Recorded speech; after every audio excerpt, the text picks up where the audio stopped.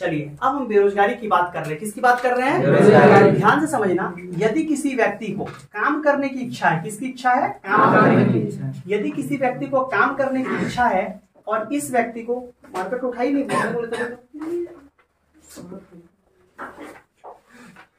आराम से उठाना, मतलब चोट नहीं लगा लेना। यदि किसी व्यक्ति को काम करने की क्या है? इच्छा है, और फिर भी इसको काम क्या होता है? नहीं मिलेगा, तो इसको हम लोग बोलेंगे बेरोजगारी। क्या बोलेंगे? उसे क्या कहते हैं? बेरोजगारी। और इस स्थिति को कहते हैं बेरोजगारी। क्या बोलते हैं? यदि किसी व्यक्ति को काम करने की इच्छा है और उसको काम नहीं मिलता है तो उसको हम लोग बोलते हैं बेरोजगार। क्या बोलते हैं? और इस स्थिति को क्या बोलते हैं? बेरोजगारी। वह व्यक्ति वह स्थिति है, कौन सी स्थिति है? जिसमें सक्षम व्यक्ति को काम नहीं मिलता। कैसा व्यक्ति को? सक्षम व्यक्ति। मतलब सक्षम व्यक्ति कौन है? पहला चीज कि सक्षम व्यक्ति वो है जो मान लो काम है, उस काम के लिए वो फिट हो। काम के लिए क्या हो? फिट हो। दूसरा चीज है काम के लिए वो फिट हो। क्या हो? फिट। तो वह सक्षम व्यक्ति है। दूसरा चीज क्या है? तो दूसरा चीज है कि उसका उम्र 15 से 59 साल तक होना चाहिए। अब तुम 14 साल का बच्चा को बेरोजगार तो नहीं बोलेगा, या 62 साल का बूढ़ा को बेरोजगार नहीं बोलेगा, 60 साल के बाद वाला को बेरोजगार नहीं बोला जाता। क्लियर है कि नहीं? दूसरा चीज इसी को बोलते हैं कार्यशील उम्र। क्या बोलते हैं? कार्यशील उम्र। कि इसी उम्र में लोग काम करते हैं। याद रखना, ये एग्जाम में क्वेश्चन बहुत इंपॉर्टेंट कि कार्यशील उम्र किसे कहा जाता है? 15 से 59। 15 से 59 साल को क्या बोला जाता है? कार्यशील उम्र। 15 से 59 साल को क्या बोला जाता है? क्या बोला जाता है? कार्यशील उम्र। क्या बोला जाता है? कार्यशील उम्र। क्या बोला जाता है? कार्यशील उम्र। क्या बोला जाता है? कार्यशील उम्र। क्या बोला जाता है? कार्यशील उम्र। अब ध्यान समझना, तीसरा चीज कि उस आदमी को काम करने की इच्छा होनी चाहिए। अब दूसरा को आदमी रहता है काम करने की इच्छा नहीं है, तो काम करने की इच्छा नहीं और काम नहीं मिल रहा तो उसको बेरोजगार नहीं बोलेंगे। और साथ में उनको बेरोजगार रोजगार पोर्टल में क्या होना चाहिए? दर्ज होना चाहिए। ठीक है, रजिस्टर्ड होना चाहिए। पोर्टल में उसको क्या होना चाहिए? रजिस्टर्ड। क्लियर है कि नहीं? रोजगार पोर्टल एक होता है, उसमें उसको रजिस्टर्ड करना होता है। ठीक है, कि बेरोजगार है। अब ध्यान से समझना, लॉजिकली बात है। तो इस तरह अब यहाँ पे मेन प्रॉब्लम क्या आया कि मान लो आदमी फिट है, 15 से 59 की उम्र में इच्छा भी है, लेकिन उसको काम क्या मिल रहा है? मान लो आदमी पीएचडी कर लिया। क्या कर लिया? पीएचडी। और उसको बोल रहा है तुम नरेगा में काम करो। क्या काम करो? नरेगा में। अब बताओ, उसको काम तो मिल रहा है, तो ये बेरोजगार है कि नहीं? तो इस तरह के बेरोजगार को हम लोग बोलते हैं अल्प रोजगार। क्या बोलते हैं? अल्प रोजगार। कि काम उसको जो काम का इच्छा या जिस काम के लायक है वो काम उसको मिल नहीं रहा है। तो अधिकतर लोग इससे पीड़ित है कि नहीं है? किससे? अब काम करने का उम्र कितना है? कार्यशील का उम्र है 15 से 59। कार्यशील का उम्र है 15 से 59। फोकस रखना, कार्यशील उम्र है 15 से 59 और देश की टोटल जनसंख्या में, देश की टोटल जनसंख्या यदि इनका परसेंट ज्यादा हो, मान लो किसी देश में 1 लाख आदमी है। कितना आदमी है? 1 लाख। और कार्यशील उम्र जो 15 से 59 साल का उम्र का आदमी उस देश में मान लो 70,000। क्या है? 70,000। तो इसको हम लोग बोलते हैं जननांकीय लाभांश। बहुत इंपॉर्टेंट टॉपिक है जननांकीय लाभांश। तो जननांकीय लाभांश क्या है कि काम करने का जो उम्र का आदमी है 15 से 59 साल, वो उम्र का आदमी क्या उस देश में ज्यादा है, तो उसको बोलते हैं जननांकीय लाभांश। अब बताओ, यदि इस देश में काम करने वाला उम्र का आदमी ज्यादा है तो ये देश गरीब होना चाहिए। कैसे होगा गरीब? जो काम करने वाला आदमी ज्यादा है। तो तुम्हारा घर में यदि ज्यादा बूढ़ा रहेगा या ज्यादा छोटा बच्चा रहेगा तो ज्यादा प्रेशर बनेगा। अब मान लो 5 को काम करने वाला ज्यादा प्रेशर बनेगा? नहीं बनेगा। तो देश में जब ज्यादा काम करने वाला आदमी है तो इसको बोलते हैं जननांकीय लाभांश। तो क्यों ना हम इस जननांकीय लाभांश का फायदा उठा लें, जैसे चीन उठाया। कौन उठाया? चीन इतना जननांकीय लाभांश का फायदा उठाया कि उसका सामान सस्ता हो गया। देखो, यदि बेसी आदमी रहेगा तो कम पैसा में आदमी काम करने के लिए मिल जाएगा कि नहीं? तो कम पैसा में आदमी काम करने के लिए मिलेगा तो क्या सामान बनाने में कम लागत लगेगा कि नहीं? तो सामान का कम दाम होगा कि नहीं? तो चाइना का सामान का कम दाम क्या होता है? क्योंकि वहां पे उन लोग जननांकीय लाभांश का फायदा उठा लिया। किसका फायदा उठा लिया? कोई बोलेगा कि चाइना का माल का कम दाम क्यों होता है? पहला एक कारण तो है जननांकीय लाभांश। क्या है? जननांकीय लाभांश। तो जब हम लोग जननांकीय लाभांश की स्थिति में भारत वाला तो हम लोग फायदा उठा सकते हैं कि नहीं उठा सकते? एकदम उठा सकते हैं फायदा। ठीक है, तो ये बहुत इंपॉर्टेंट टॉपिक है। बेरोजगारी कितने प्रकार के होते हैं? तो मान लो कि कोई आदमी है, एक आदमी है, वो एक कंपनी में काम कर रहा है, इस कंपनी में काम कर रहा है, लेकिन बी कंपनी इसको ज्यादा पैसा दे रहा है कि नहीं? तो जब तुम बड़ा कंपनी में काम करोगे तो नौकरी छोड़ने से पहले तुमको 30 दिन पहले नोटिस देना होगा कि हम तुम्हारी कंपनी को क्या कर रहे हैं? छोड़ रहे हैं। और उसके बाद अचानक से ऐसे नहीं कि आज मन के आज छोड़ दी, ऐसा नहीं कर सकते तुम, पता है कि नहीं? तो इस कंपनी को मान लो कोई आदमी है, मान लेते किसी भी नाम, मान लेते प्रिया यहाँ पे काम करती है। कौन काम करती है? प्रिया। इस कंपनी में, ठीक है, इस कंपनी में। अब इसको प्रिया को यहाँ मिल रहा है 1 लाख वेतन। तो ये कंपनी बोलेगा प्रिया को आज हम तुमको 1.5 लाख देंगे, क्योंकि एक कंपनी जब दूसरे कंपनी में आदमी जाता है उसका वेतन क्या होता है? बढ़ जाता है। अब प्रिया जैसे ही दूसरा कंपनी में जाएगी तो 1 महीना का बीच में कुछ गैप आएगा, और ये जो गैप आएगा इस समय इसको पैसा आएगा क्या? इसी समय अर्थव्यवस्था गड़बड़ा जाता है, तब लोग से उधारी लेना पड़ता है। क्लियर है कि नहीं? तो इसी को बोलते हैं घर्षणात्मक बेरोजगारी, कि किसी तरह चल रहा है। जैसे बहुत आदमी को सुना होगा कि अरे अभी काम धंधा छोड़ दिए हैं, काम करने तो फिर देंगे। तो एक काम को करने के बाद जब दूसरा काम करने के बीच में जो गैप जाता है उसी के बेरोजगार को बोलते हैं घर्षणात्मक। फिर से बोलो, समझ में आ रहा है कि नहीं? क्या बोलते हैं? क्या बोलते हैं? दूसरा एक होता है ढांचागत बेरोजगारी। क्या होता है? ढांचागत बेरोजगारी, या इसी को संरचनात्मक बेरोजगारी बोलते हैं। ये होता क्या है? मान लो, ध्यान समझ लो, यदि हम मांग के साथ अपडेट ना करें, क्या ना करें? अपडेट। जैसे मांग नया आ गया, ठीक है, और हम अपने आप को अपडेट नहीं करते हैं तो हमको इस बेरोजगारी का मतलब ये सामना करना पड़ता है। जैसे मान लो नोकिया कंपनी सुना था? क्या था नोकिया? Mobile company.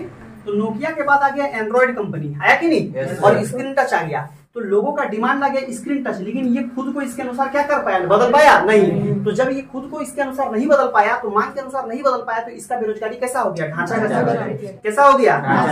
फिर से बोलो।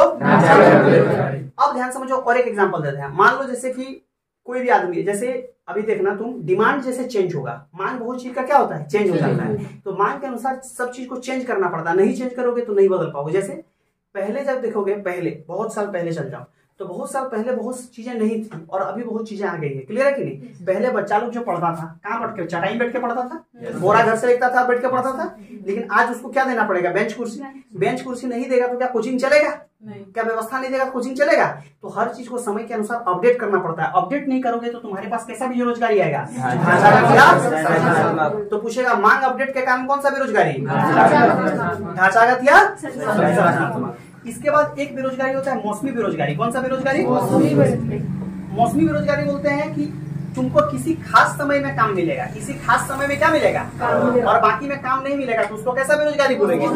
जैसे मान लो ईंटा भट्टा का जब सीजन आएगा और जब ईंटा पर आने लगेगा तो आदमी को खूब काम मिलेगा, लेकिन जब भट्टा बंद होगा फिर वो बेरोजगार हो जाएगा कि नहीं? तो उसको कैसा बेरोजगारी बोलेंगे? मौसमी बेरोजगारी। तो पहला क्या बताए? सबसे पहले बताया कि एक कंपनी से यदि छोड़ के दूसरा कंपनी को इंसान जाता है तो उसको कैसा बेरोजगारी का सामना करना है? कैसा बेरोजगारी?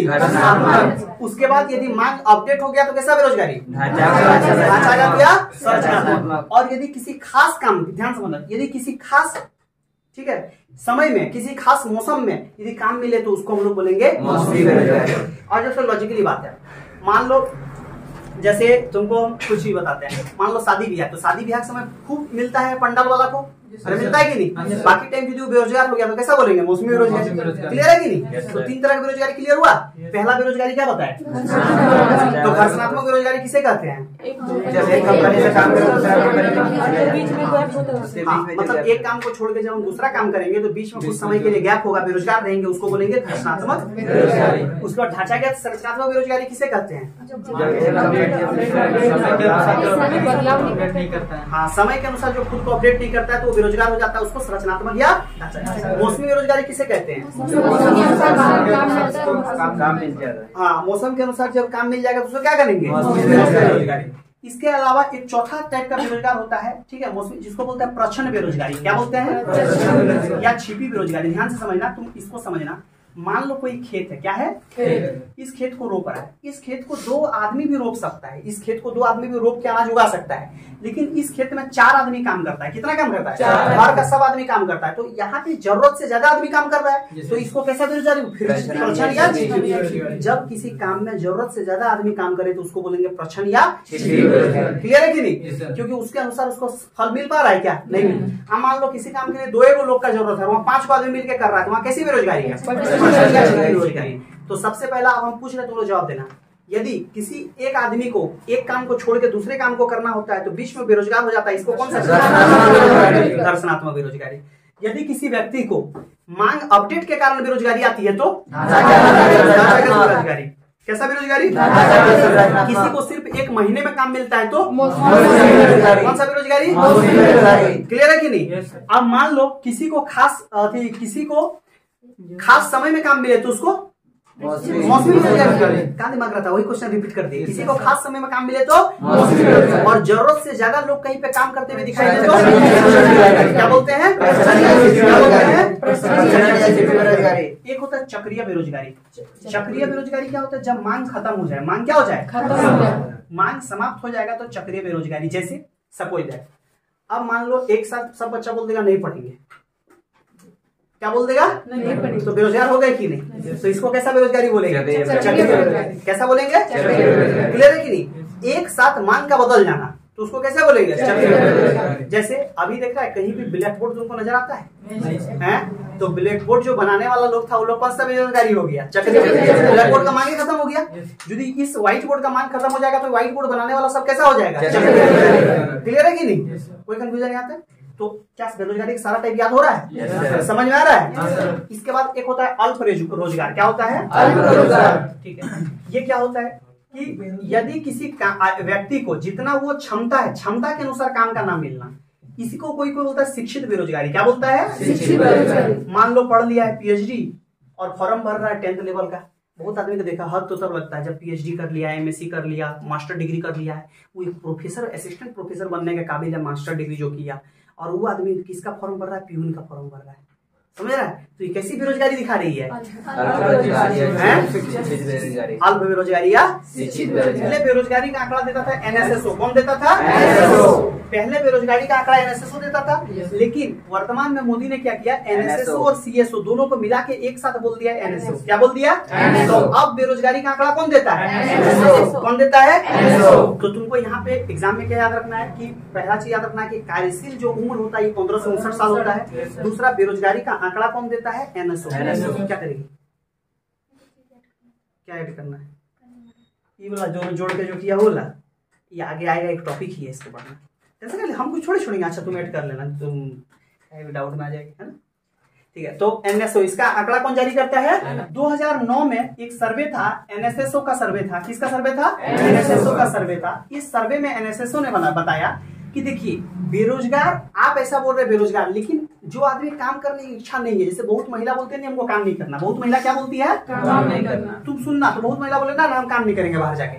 तो जब घर में जाके पूछा गया क्या आप काम करना क्यों नहीं चाहते? बोला काम करने का उनको इच्छा तो है, लेकिन काम तो घर में मिल जाए तो करेंगे। कहाँ मिल जाए? घर में। तो शहर में जब ये किया गया और जब गांव में किया गया तो दोनों में अंतर था। गांव की कितनी % महिला बोले की? 33%, और शहर का 27%। 2009 का जो एनएसएसओ आंकड़ा है वो बोलता है कि 100 महिला को यदि हम पूछे शहर में जाके क्या आपको काम करने की इच्छा है, तो उसमें 27 महिला बोली कि हाँ हमको काम करने की इच्छा है, लेकिन काम कहाँ मिलना चाहिए? घर में।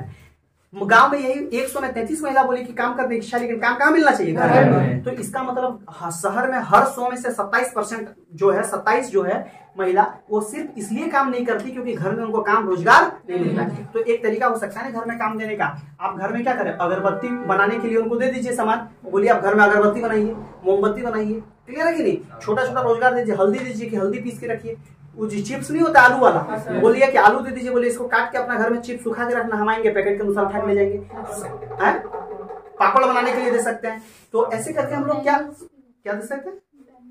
हाँ, बेंगल्स, चूड़ी। तो ये तो फिरोजाबाद में बनता है स्पेशल जगह। वहाँ पे भी बहुत ग्रुप है ना, हाँ, वो लेडीज लोग बना लेती है। हाँ, तो क्या हम जो तरीका पढ़ा रहे क्या ये समाज में दिखता है कि नहीं दिखता है? क्लियर है कि नहीं? हम पूरा समाज को जोड़ के अच्छा से पढ़ा रहे हैं कि आपको पास दिमाग और नॉलेज दोनों आ जाए। दोनों एक ही बात। तो गांव और शहर में जो ये तुम देखोगे, क्लियर है कि नहीं? ये मामला जो तुम देख रहे हो, तो हम लोग को काम देना चाहिए, ऐसे घर में जाके देना चाहिए कि नहीं? तो इससे उपाय कर सकते हैं कि नहीं? ये और इसका मापने का क्या तरीका है? तो मापने का, बेरोजगारी मापने का बहुत सारा तरीका है। एनएसओ जो बेरोजगारी मापता है इसके लिए बहुत सारा तरीका है। एक तरीका जो है इसको क्या बोलते हैं? CWS। CW करंट मतलब चालू, करंट मतलब चालू, ठीक है। वीक मतलब साप्ताहिक, ठीक है, साप्ताहिक। और एस से क्या होगा? स्थिति। तो चालू साप्ताहिक स्थिति मतलब सप्ताह के अनुसार एक मापा जा सकता है। इसी तरह एक मापने का और तरीका है दिन के अनुसार, CDS, ठीक है, चालू दैनिक स्थिति। तो बेरोजगारी हम लोग दिन के अनुसार भी मान सकते हैं और सप्ताह के अनुसार भी। पेपर में आता है कि इस महीना बेरोजगारी दर इतना है, इस महीना इतना है, इस महीना इतना घटा बढ़ा। तो ये सब मापने का तरीका है। क्लियर है कि नहीं? और इस तरीकों का अप्लाई कौन करता है? एनएसएस। कौन करता है? कौन करता है? कौन करता है? अब देखिए, यदि बेरोजगारी इतना बढ़ गया तो हमको लोगों को रोजगार देना है, तो कैसे देंगे रोजगार? कैसे देंगे रोजगार? सबसे पहले कि हमको लोगों को व्यावसायिक शिक्षा देना पड़ेगा। कौन सा शिक्षा? व्यावसायिक शिक्षा। कि हम लोग को लोगों को शिक्षा देना पड़ेगा किससे रिलेटेड?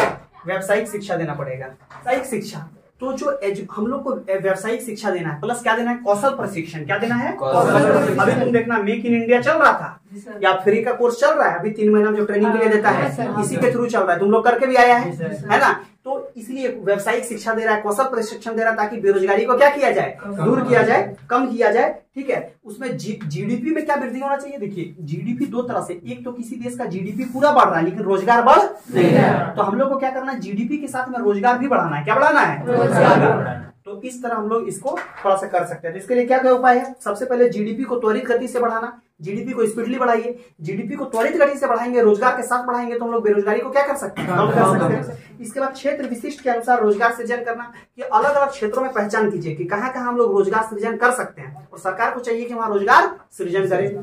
उसके बाद रोजगार और आय के कार्यक्रमों पर ध्यान देना। ठीक है, रोजगार कैसे देंगे, लोगों का इनकम कैसे बढ़ेगा।